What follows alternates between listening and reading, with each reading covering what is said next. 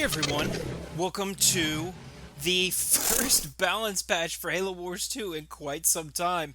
Halo Wars 2 is getting a balance patch. It is live now. This is kicking off Season 15. And there's a lot of changes here. This is probably one of the most substantial updates we've gotten to Halo Wars 2 in quite some time. I'll post the link for the waypoint notes in the description. There's a lot here, so I'm going to get started. Let's go ahead and dive into it. First off, they're doing two bug fixes. They say that they're seeing if they can do a fix for the rally flag exploit, and I find this hilarious that this is one of the exploits that they're fixing because hardly anyone uses it. If someone's going to ram you with a chopper, you can actually stop that ram by dropping your rally point flag in front of it. And they say that they're going to fix that. I've never seen anyone use this in a match. I've only seen the tournaments, the pro players really use that sort of exploit. There's also, they say, attack move fix for max range. I don't know what that means, but that's a fix. Let's move on to balance changes for the UNSC. There is a lot. For globally, mines are now doing 50% less building damage. It's to reduce the amount of damage they do to bunker and turret drops. There's a lot of focus on this patch with Johnson, which I'm really glad to see. But let's start off with Jerome. They say his hero unit, along with time for heroes buffs, would outrun most units, so he is running 25% slower on the map. For Forge, they're saying his Forge Hog is a little bit too OP, so they're nerfing the increases to his shield and health on Tier 2 and Tier 3. It's reduced by 20%. For Serena, they say the Frost Ravens are not very viable at the moment. They're reducing their cost and cooldown on their ability to help with it.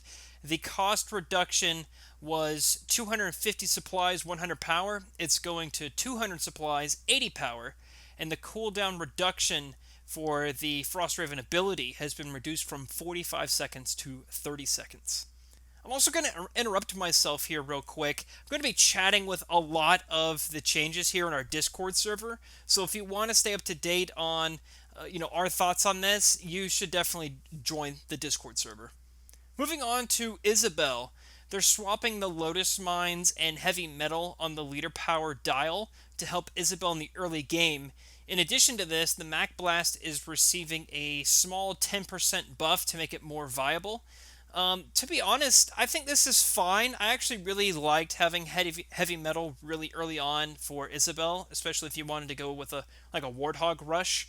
But I'm fine with having mines earlier on the dial as well.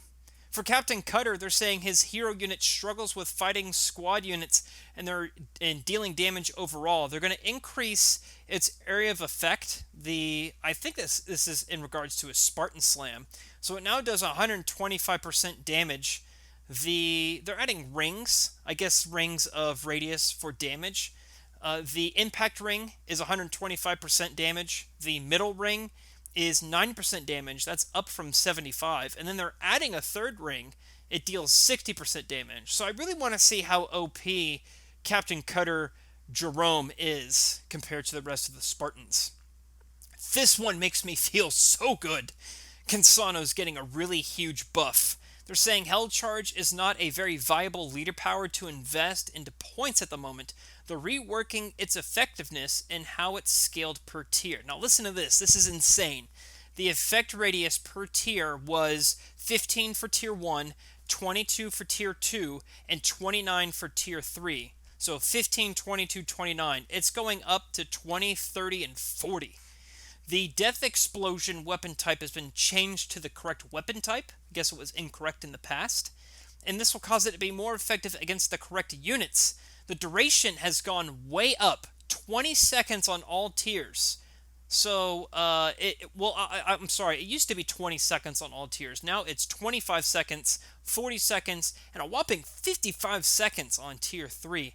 They're also buffing the speed.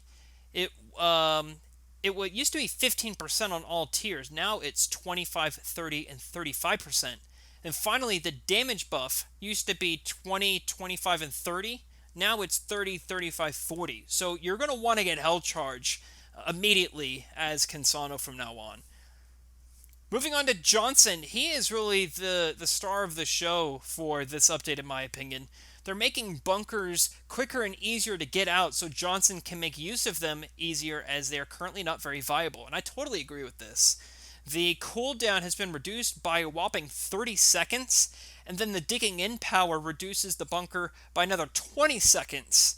That is an increase from what it used to be 10 seconds. So you're going to want to get the Johnson bunker and really troll some opponents. Maybe even put Pavian in a bunker. Ever thought about that? Moving on to Anders. The Protector Sentinels are not a viable option, so they're getting a price reduction. They were 250, 300, and now they're going down to 215. Douglas is also getting a nerf to his rocket launcher by 10%.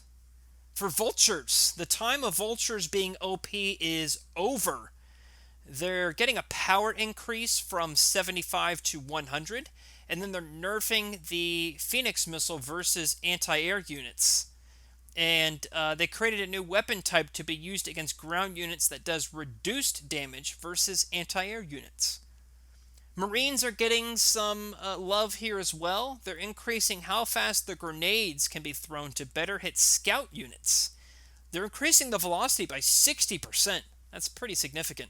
Finally, with Scorpions, they're getting a small buff to keep them in line with other tanks, a 5% buff to both the machine gun and the cannons. I like that. I like Scorpion buffs. I love seeing Scorpions in Halo Wars. Let's move on to the Banished. Vordis currently is punishing infantry too much and can deny areas with infusion. So the infusion duration is being reduced by 15%, and then the damage versus light infantry has been reduced by 5%, and then finally grenadier damage versus light infantry have been reduced by 20%. Moving on to Pavian, they're giving him a buff. His leader effectiveness isn't great, so now his paint target ability, which is like that Buzz Lightyear Y ability that he does, it slows units down. That slow is actually increasing from 40% to 60%. I'm sorry, it's 40 and 60, which is up from 20 and 40. I read that wrong. They're also, the Wraith Invaders are being swapped with Ultramines on the dial. So they're going to be in line with other leaders' transport vehicles about the same time you get them on other leaders, about the time you'll get them for Pavian. For Yap Yap the Destroyer, he's getting a nerf, and I don't like this nerf at all, but his turret drop, they're getting rid of the stun. So if you drop shade turrets, it's not going to stun units anymore. I don't like that because the stun is going to remain on other turrets. So I would have wished there'd be some other nerf, but this is the one that we got. Hunter Captain is getting a nerf. His base health is being reduced by 5%. Shield generators are getting a nerf as well. The amount reduced is 10%. Suicide Grunts are getting a nerf too. They stun buildings for apparently too long, so the stun effect on buildings is being cut in half.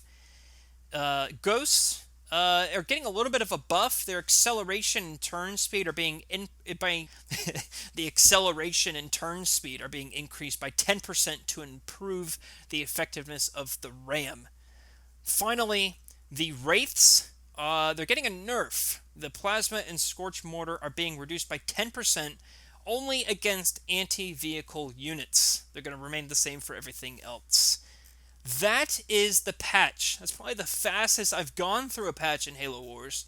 There is a lot here.